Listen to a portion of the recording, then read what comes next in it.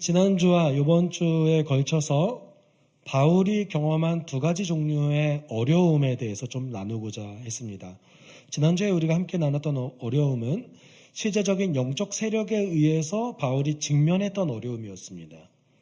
근데 우리가 그 영적 세력의 어려움을 우리가 지금 귀신 들린 자가 우리를 따라다니면서 도발하거나 방해를 하지 않기 때문에 그 어려움의 본질이 과연 무엇이었는가 놓고 봤을 때는 그 영적 세력의 바울을 공격했던 그 공격은 너희 하나님이 정말 다른 타종교의 신, 내가 믿는 신, 우상들과 다른 하나님인가? 라는 본질적인 공격이었습니다. 그리고 이제 두 번째 우리가 오늘 본문 속에서 함께 나눌 그런 바울의 어려움은 사회 속에서 실제 이 사회 질서 속에서 맞닥뜨리게 되는 어려움입니다. 이것이 가장 현실적인 어려움이기도 하죠. 네. 여러분, 사단이 사용하는 전략이 두 가지 전략이 있는데, 하나는 세상의 것들을 이용해서 우리를 흔들려고 하는 전략이 있습니다. 여러분, 에베소서 2장 2절을 살펴보면, 제가 준비하진 않았는데 혹시 성경을 같이 좀 살펴볼까요? 에베소서 2장 2절을 펴겠습니다.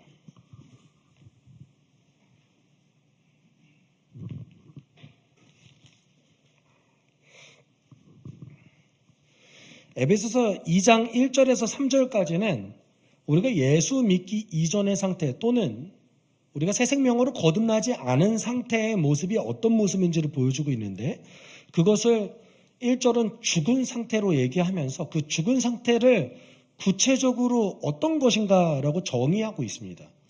그것이 이제 에베소서 2장 2절인데, 그때 여러분은 허물과 죄 가운데서 이 세상의 풍조를 따라 살고 공중의 권세를 잡은 통치자, 곧 지금 불순종의 자식들 가운데서 작용하는 영을 따라 살았습니다. 라고 얘기합니다.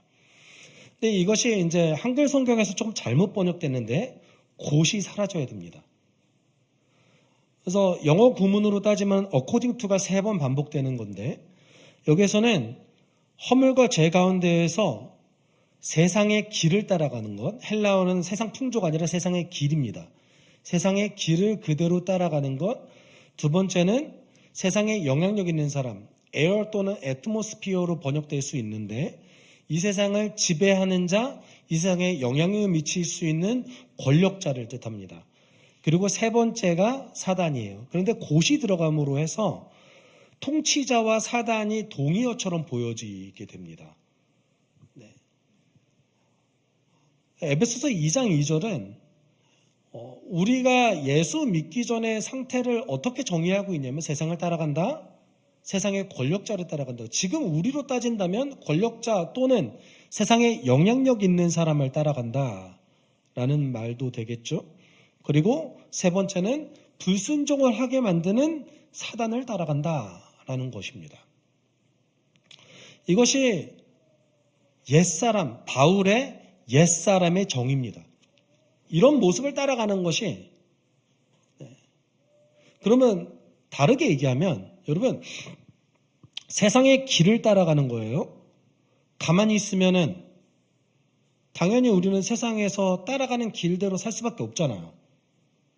이 모습이 어떤 모습이래요? 옛사람의 모습이래요.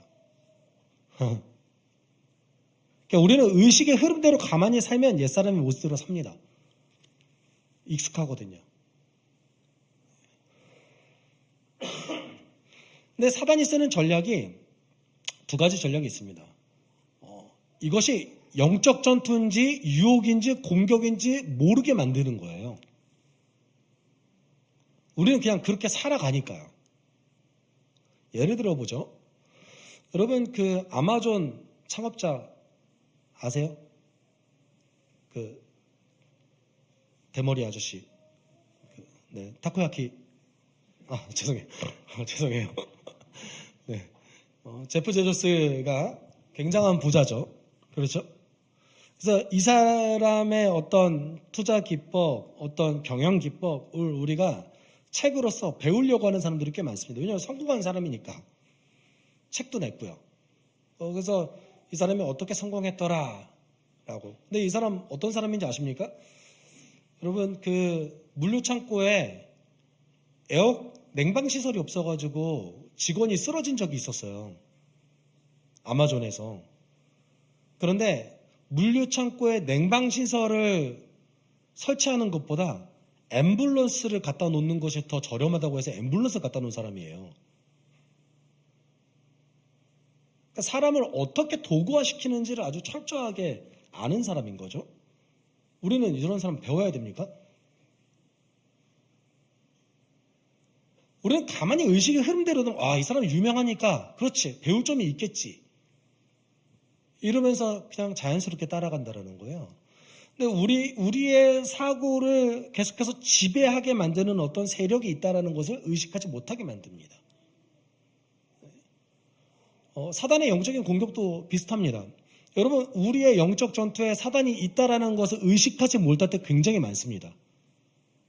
그렇지 않으세요? 내가 생각했지, 그래서 내가 자책하고 내가 힘들어하고. 굉장히 전략을 잘 쓰고 있죠. 왜냐하면 공격하는 자가 누군지를 모르게 만들어 버렸으니까.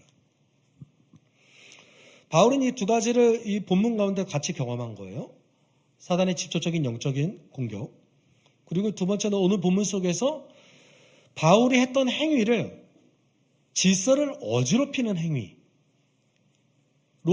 세상은 정의합니다. 그러니까 바울은 당연히 예수 그리스도의 명령을 따라서 살았던 것뿐인데, 그의 명령을 지켰던 것뿐인데, 그 세상은 바울이 했던 행위를 질서를 어지럽히는 것으로 받아들입니다.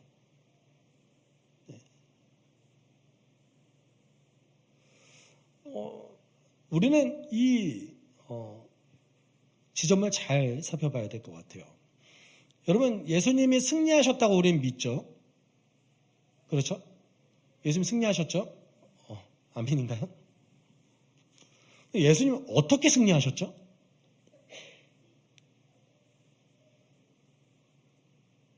기억이 안 나세요? 예수님은 죽으셔서 승리하셨어요. 이상하죠? 예수님은 죽으셔서 승리하셨습니다. 여러분, 지금 이게 예수께서 승리하셨던 그 승리의 방정식이, 승리 공식이 우리가 생각하는 상식과 얼마나 다른지를 보여주고 있습니다.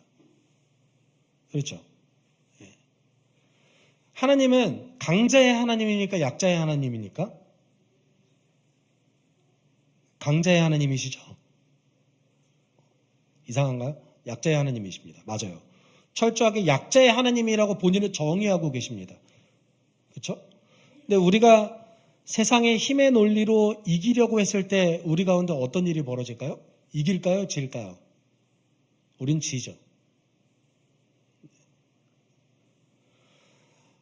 여러분, 오늘 본문 속에서 바울이 겪는 그 어려움이 등장합니다. 그런데 그 어려움이 하나님의 승리 공식이라는 것을 기억해야 됩니다. 우리는 그 어려움 때문에 하나님을 원망할 수도 있고, 그 어려움 때문에 왜 이런 일이 우리 가운데 일어납니까? 라고 하나님께 하소연할 수도 있습니다. 저는 그것이 자녀로서의 권리일 수도 있다고 생각합니다. 다윗도 그렇게 했죠. 그런데 하나님께서 이 세상 속에서 승리하시는 공식 중에 하나는 약자가 되는 거였어요.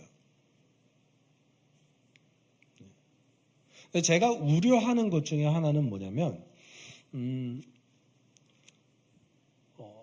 현대 교회가 그 공식을 따라가지 않는 것을 굉장히 우려하고 있습니다. 그러니까 힘의 논리를 이기려고 하면 우리는 반드시 져요. 절대 이길 수 없어요. 하나님이 그것을 강자가 되려고 하는 거를 절대 용납하시지 않기 때문에 그래요. 네. 그런 의미에서 우리는 이 바울의 모습을 통해서 하나님의 승리 공식이 무엇인지를 다시 한번 되새길 필요성이 있다는 거예요. 그러면 바울 일행은 전도하는 과정에서 귀신 들린 여인의 방해를 받았습니다. 이 방해는 바울이 전하는 하나님을 다른 지역의 다른 신들과 비슷한 신으로 받아들이게끔 하는 데 목적이 있었습니다. 그렇게 표면적으로는 바울의 전도를 마치 받아들이게 하는 것 같고 바울을 도와주는 것 같은 언어를 쓰지만 결국은 바울을 방해하는 거였죠. 우리가 지난주에 그래서 여러분들이 오해가 좀 풀리셨잖아요.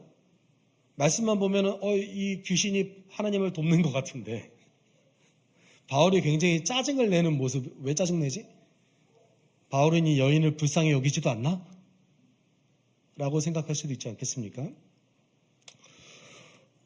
결국 바울은 그리스도의 이름을 의지해서 여인에게 귀신을 내쫓습니다. 그랬더니 더 큰 어려움이 생겨버렸어요. 네. 그리스도를 의지해서 선을 행했더니 능력이 나타났습니다. 능력이 나타나는데 어떤 게 더 생겼어요? 어려움이 생겨버렸어요. 여러분, 성경에 이런 대목들이 발생하는 거를 여러분 주의 깊게 좀 보셔야 됩니다. 우리가 이제 오늘과 다음 주 창세기를 나눌 건데, 창세기도 이런 구조들이 등장해요. 예를 들어서, 요셉이 원래 사랑받는 아들이었잖아요. 그러다가 노예가 됩니다. 그 과정에서 하나님이 형통하게 하셨대요. 그러면 인생이 어떻게 돼야 돼요? 좋아져야 되잖아요. 이게 맞는 거 아니에요? 하나님이 형통하게 하셨대요? 좋아져야 되죠. 근데 감옥에 갇혀요. 감옥에 갇혔는데 또다시 하나님이 형통하게 하셨대요. 하나님이 형통하게 하시면 인생이 더 안 좋아지나?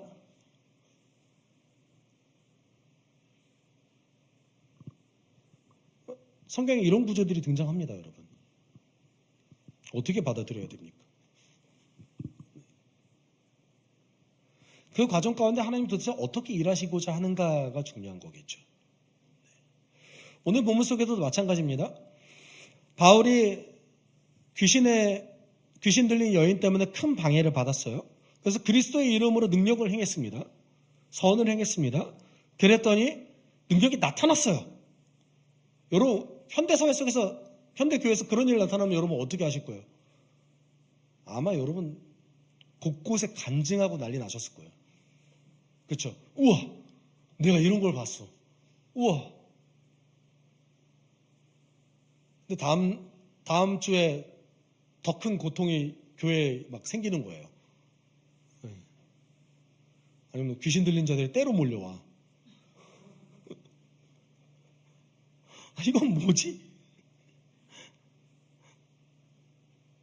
라고 생각을 할 수도 있겠죠. 바울은 능력을 행했는데, 능력이 나타나는데 어려움이 갑자기 등장했습니다. 더 큰 어려움이 생겼죠. 19절에 우리 같이 읽어볼게요. 그 여자의 주인들은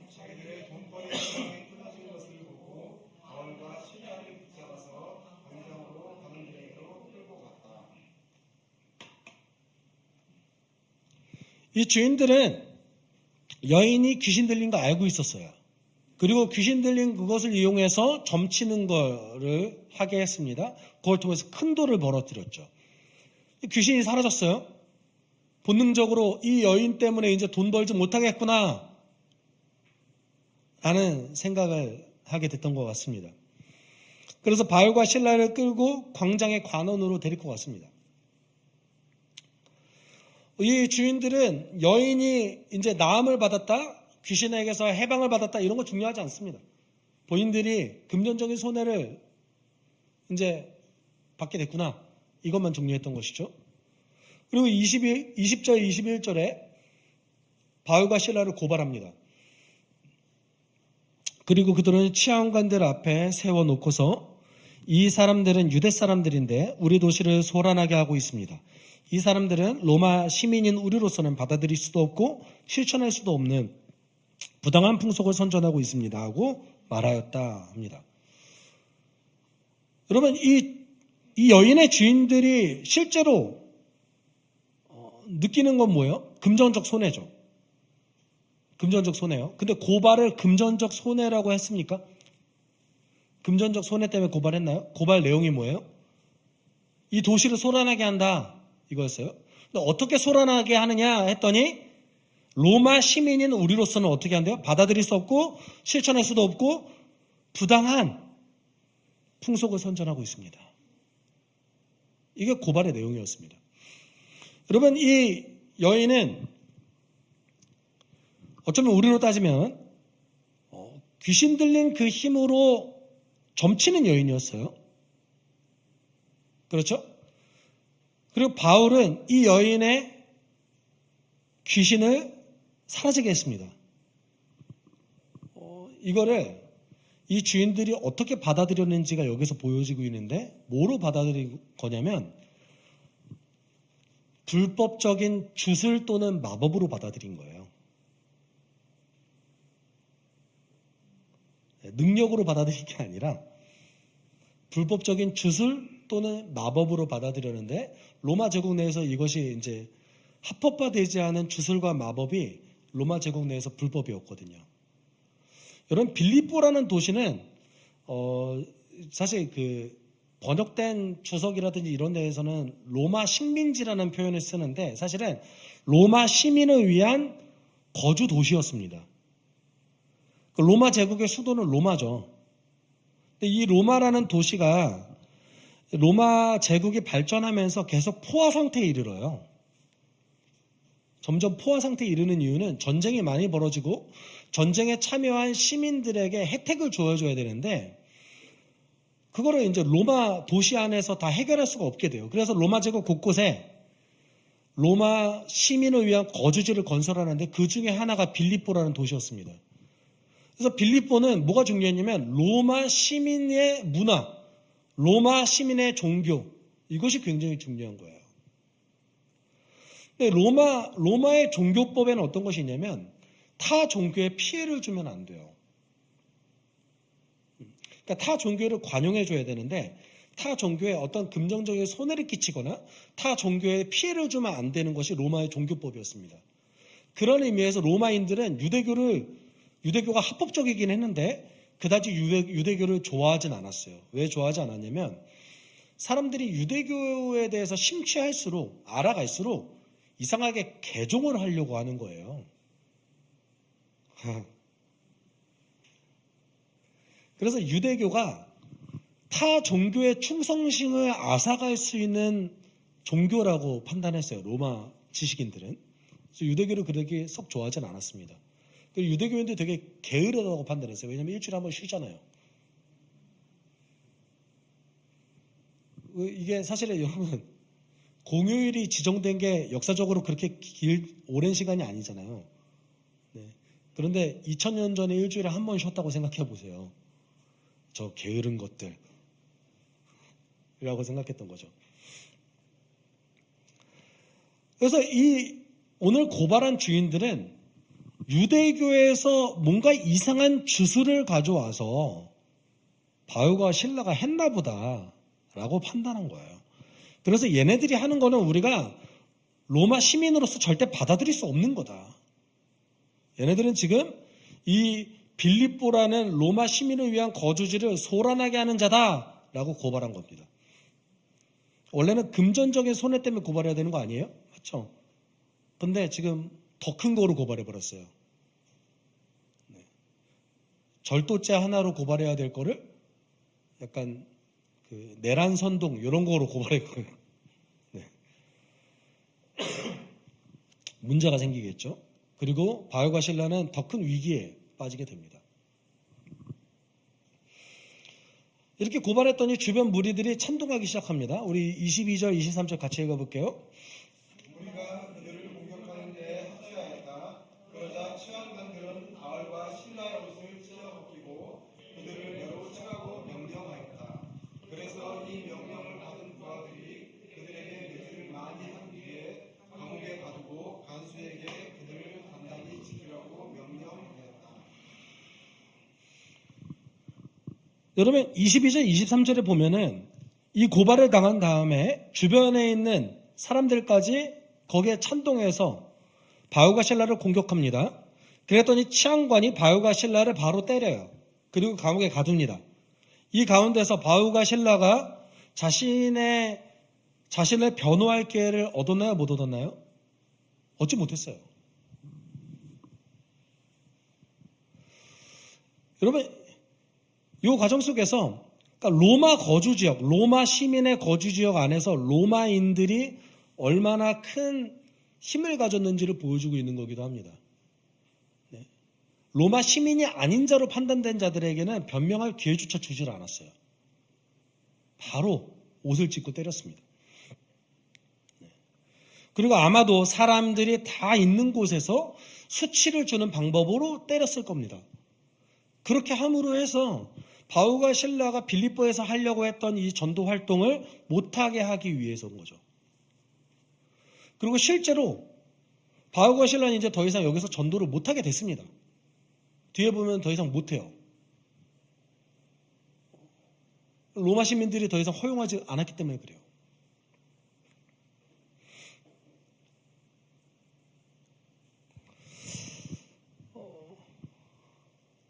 여러분, 바울과 실라는 그리스도의 이름으로 여인에게 있었던 귀신을 내쫓았습니다.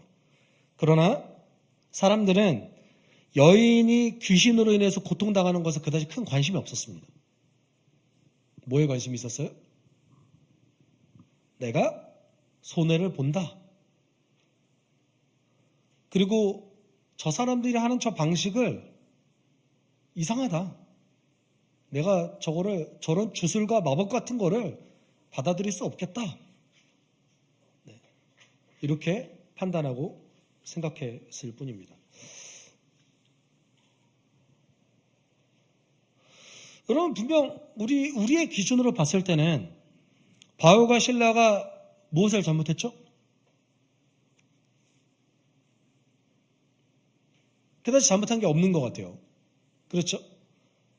그런데 당시의 주류 사회, 주류 메인스트림을 짜고 있었던 로마 시민의 관점에서 봤을 때 바울과 실라는 정당한 일을 한 겁니까? 잘못한 겁니까? 잘못했죠. 네. 여러분, 초기 그리스도인의 삶은 이렇듯 언제나 장애물이 가득했습니다.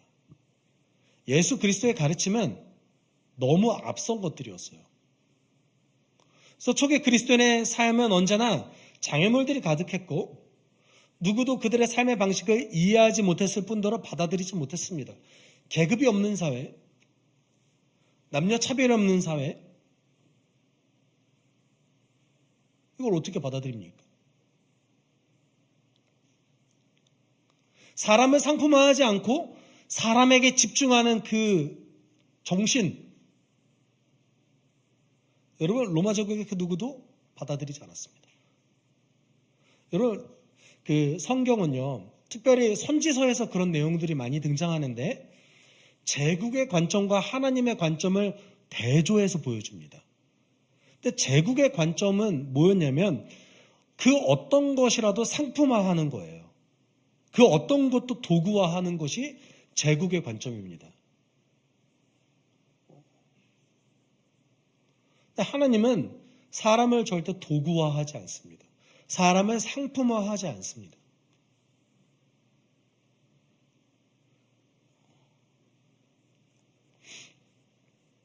근데 그리스도의 가르침, 하나님의 가르침은 너무 세상을 앞서갔죠. 그래서 초기 그리스도인들의 선행은 그 시대 사람들에게 질서를 어지럽히는 악에 가까웠습니다. 제가 지난주에도 한번 말씀드렸는데 성경은 로마 제국에서 불온서적에 가깝습니다. 그리고 나중에 불온서적이 실제 되었죠. 여러분, 성경에 얘기하는 가치들, 오늘날의 우리의 입장으로 봤을 때는 많은 예수를 믿지 않는 사람들도 수용하는 것들이 많이 있습니다. 그렇게 살지 않더라도 그것이 옳다라고 수용하는 것들이 오늘날에 많이 있죠. 그런데 그 시대 속에서는 너무 앞선 것이었어요. 그래서 그리스도인의 삶에는 언제나 장애물이 가득했고 강한 저항에 직면했습니다. 여러분, 그렇다면 오늘을 살아가는 우리들의 삶에도 이런 종류의 어려움이 존재합니까? 여러분, 혹시 그리스도의 이름으로 선을 행하면 누가 와서 때려요? 그런 나라가 아직 있죠. 네, 현대사회에도 그런 나라가 아직 있죠. 그렇죠? 이런 어려움이 사라진 건 아닙니다. 그렇죠? 대체로 발달된 사회, 고도로 선진화된 사회, 현재 대한민국 사회 속에서 여러분 그리스도의 이름으로 선을 행했을 때 누가 고발하고 때립니까? 그걸 악하다고 얘기합니까? 그렇지 않죠. 네. 그럼에도 불구하고 이런 종류의 어려움들은 다른 형태로 존재합니다. 네. 바울과 실라와 같이 고발을 당하거나 공개적인 자리에서 수치를 당하는 일이 그렇게 한국 사회에서 벌어지지 않는다 할지라도 우리의 일상에서 초점을 맞춘다면 그리스도인으로서의 삶의 부대낌, 장애물은 어디에든 존재합니다. 여러분, 바울과 실라가 예수 그리스도의 가르침을 따라서 이렇게 살아간다면 자신의 인생에 이런 어려움이 있을 거라는 거 몰랐을까요? 알았어요. 알았어요. 그리고 실제로 어려움을 겪었죠. 여러분, 오늘날 우리에게 세상이 그리고 사회가 그리고 사단이 우리 마음속에 주는 공격 중에 하나는 아마도 이런 메시지일 겁니다. 손해가 있음에도 그리스도의 가르침을 따를 것인가?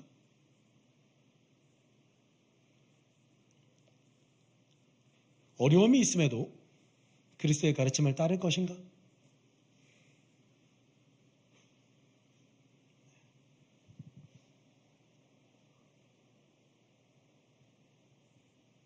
여러분, 바울과 실라가 경험한 어려움의 본질은 이거 아닙니까? 그렇잖아요. 마게도냐 안 가면 되잖아요. 이런 어려움 안 당할 거 아니에요, 그러면. 빌립보에서 전도 사역 안 하면 되잖아요. 자신들의 고향에서 그냥 사역하면 되잖아요. 바울과 실라 마음 가운데 이런 마음이 없었겠어요?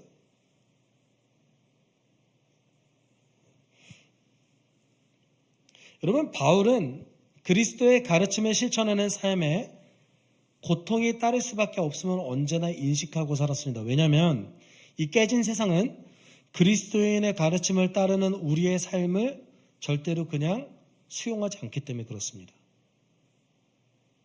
그래서 디모데후서 3장 12절에서 이렇게 얘기하고 있습니다. 우리 좀 같이 읽어볼까요? 그리스도 예수 안에서 경건하게 살려고 하는 사람은 모두 박해를 받을 것입니다. 말씀이 너무 무지막지합니다. 그럼 여기서 우리가 한 가지 전제를 깔면 되죠. 굳이 경건해야 될까요? 그냥 경건하지 않고 예수를 믿는 정도로 하면 되지 않을까요?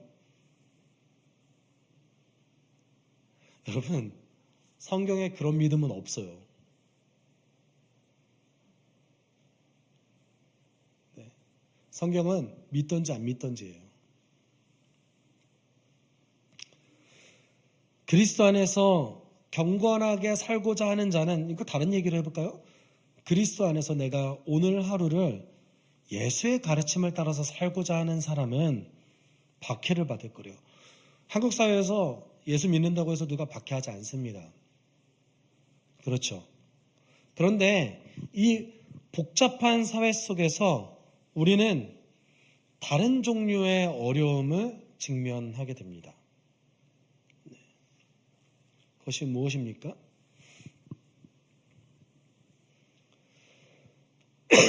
제가 질문을 몇 개 던질 거예요. 혹시 여러분이 인생 살면서 그리스도인으로서 직면했던 고민이었을지도 모르겠습니다.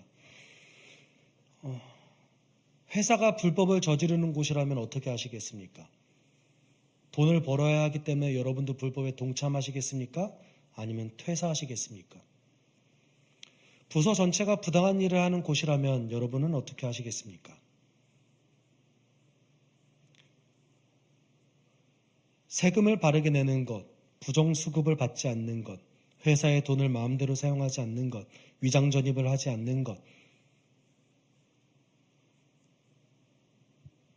이런 것들은 이런 종류의 어려움 아닙니까? 여러분, 이거 모두가 다 하는 거기 때문에 안 하면 우리가 손해라고 느끼는 것들 아니에요? 부동산 투기를 하지 않는 것. 여러분, 현대인의 개념 속에서 우리의 부대낌은 돈과 시간과 관련되어져 있습니다. 네. 그리고 이 부대낌들은 우리가 직면해야 되는 것들이에요. 저는 너무 많이 봐왔습니다. 제가 생각하는 교회 중에서 불법 프로그램을 사용하지 않는 교회가 별로 없었고, 네. 정품을 잘 안 써요, 교회가. 요새는 그래도 정품 쓰더라고요. 네. 과거에는 정말 불법 많이 썼죠. 신학생들이 설교를 준비하기 위해서 불법 카피한 PDF를 이용합니다. 그래서 제가 보면서도 항상 놀라요. 제 신학교 후배한테 물어봤어요. 야, 너는 주의 말씀을 연구하는데 왜 불법을 행하니? 여러분, 이것이 우리 가운데 진짜, 그러니까 왜냐하면 사실 그게 어려움이 돼야 되거든요, 우리한테. 이거를 안 하는 것. 어려움이 돼야 됩니다. 네. 근데 이제는 어려움도 아니에요. 그냥 해요. 여러분, 많은 목회자들도 교회의 이익이라면 불법과 편법을 이용하는 경우를 전 너무나 많이 봤습니다. 인테리어를 하고 부가세를 안 내는 것들. 저희 인테리어하고 부가세 낼 때 얼마나 고통스러웠는지 몰라요.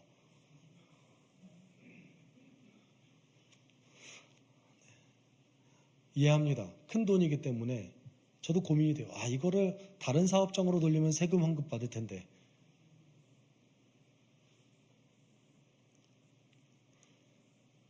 여러분, 우리 현대 사회를 살아가고 있는 우리들에게 있어서 어려우면 이 질문에 직면해야 된다는 거예요. 너가 손해를 받음에도 불구하고 정말 그리스도의 가르친 대로 살아갈 거니?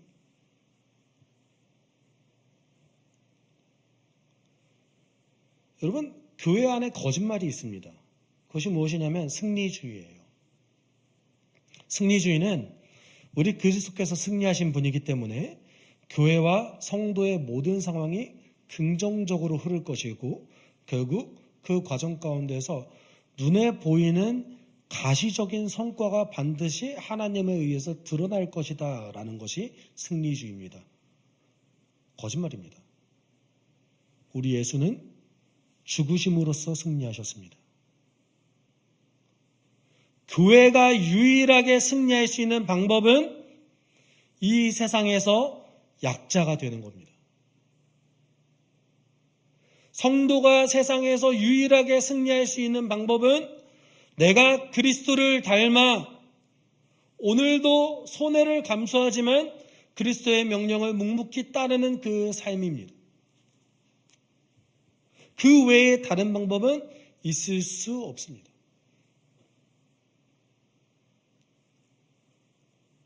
저는 한국교회의 아름다운 정토 너무나 사랑합니다. 한국교회 이 승리의 방정식을 따라서 온 교회 아닙니까? 그렇죠? 어느 순간 승리주의에 고취돼서 이렇게 하니까 부흥했더라. 이렇게 하니까 성도들의 삶이 나아졌더라. 하나님께서 복을 주셔서 한국 사회에 이렇게 잘 살게 됐더라.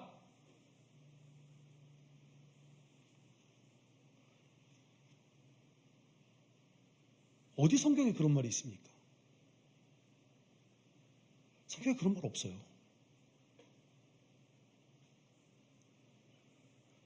하나님은 절대 승리의 방정식을 예수 그리스도의 삶과 동일하게 놓으신단 말입니다. 그런데 우리는 반대로 쓰죠. 물론 이해합니다. 저도 돈 너무 좋아요.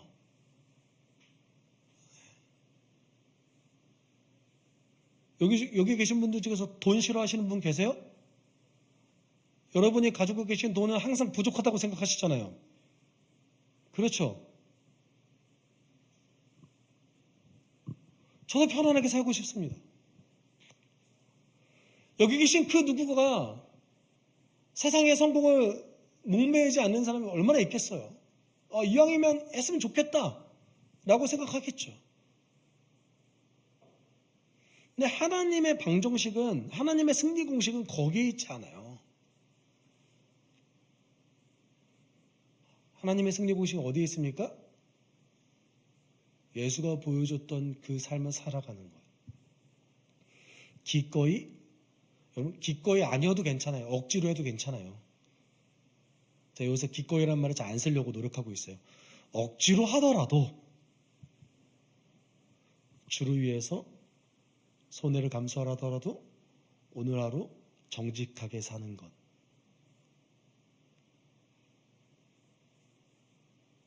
이것이 우리가 직면한 어려움이 되어야 됩니다.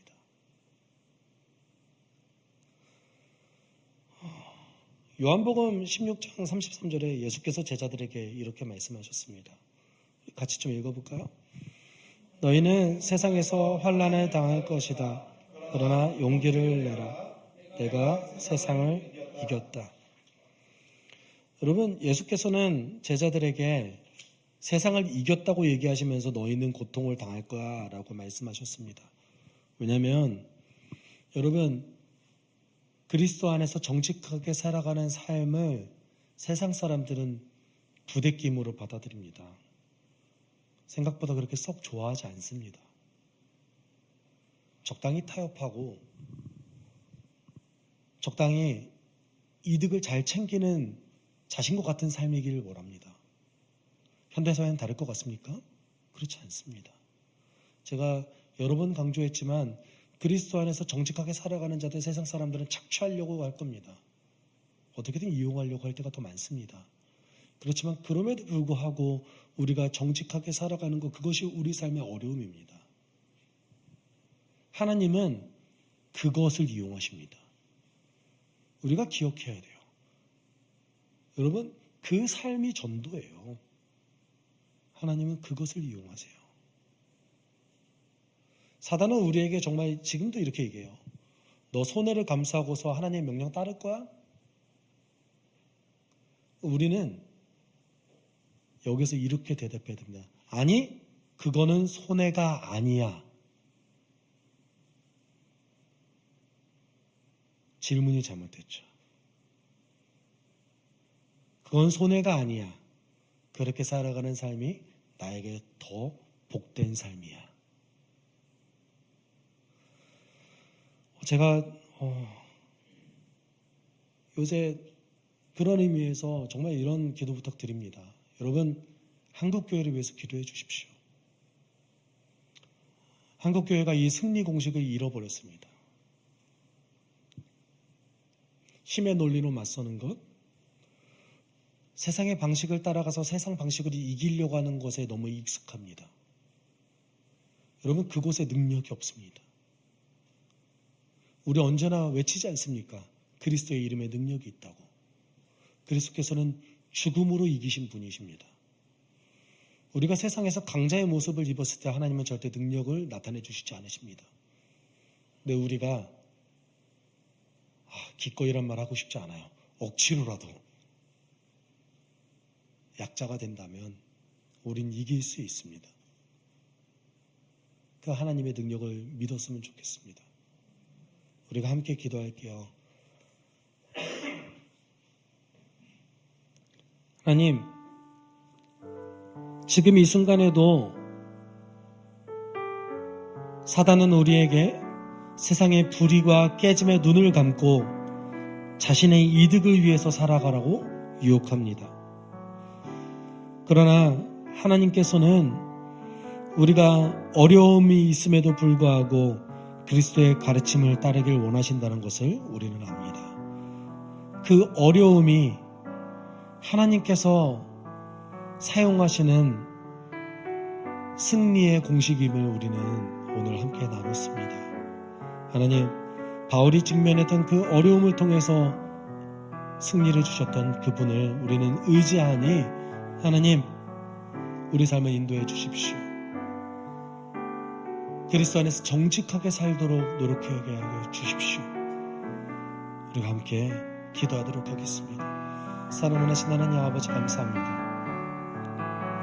약자의 하나님께서 하나님 우리의 억울하다고 인정하게 됐을 때 하나님 우리를 지금 이 순간에도 인도해 주실 것을 믿습니다.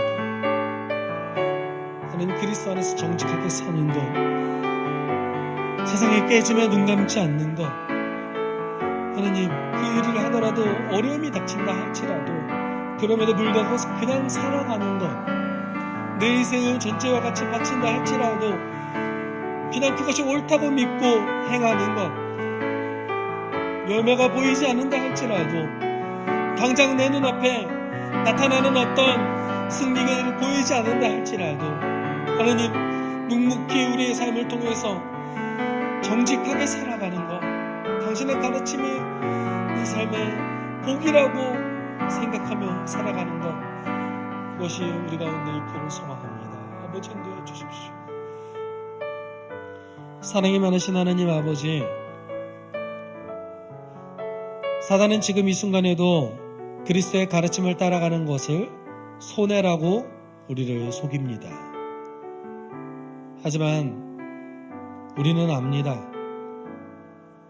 당신의 가르침을 따라가라는 그 삶이 우리 삶에 더 큰 유익을 가져다 줌을 우리는 알고 있습니다. 우리를 더 지혜롭게 하고 우리를 더 깊이 있게 하며 더 사랑하게 하고 더 풍성함이 가득하게 하는 삶일 줄 믿습니다. 하나님, 우리가 그 어려움을 직면하고 당신의 승리 방식을 따라갈 수 있는 삶을 살아갈 수 있게 하여 주십시오. 모든 것 감사드리며 거룩하신 예수 그리스도의 이름으로 기도드립니다. 아멘. 주 예수 그리스도의 은혜와 하나님의 사랑과 성령의 교통하심이 주 안에서 당신의 승리 공식을 따라가길 소망하는 숲속교회 성도들 위해 함께 있을지어다. 아멘.